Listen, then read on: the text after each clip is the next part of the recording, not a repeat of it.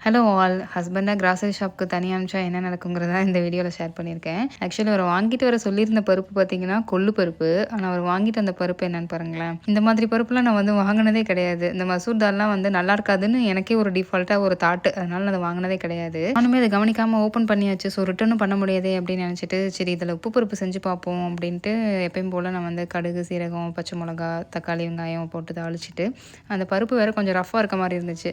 So அத ஒரு 1 hour பக்கம் ஊற வேற வச்சுட்டேன். ஸோ ஊற வச்சுட்டு அத இத ஆட் பண்ணிட்டு நம்ம எப்பயும் போல மஞ்சத்தூள், மிளகாத்தூள், அப்புறம் கொஞ்சம் வீட்டு மிளகாத்தூள்லாம் போட்டுட்டு, உப்பு போட்டு நான் கொஞ்சம் வேக வச்சுட்டேன். இத வந்து ஒரு 3 to 4 விசில் வச்சிருப்பேங்க. பட் அத ஓப்பன் பண்ணி பார்க்கும்போது எனக்கு பார்த்தா குக் ஆகாத மாரியே இருந்துச்சு.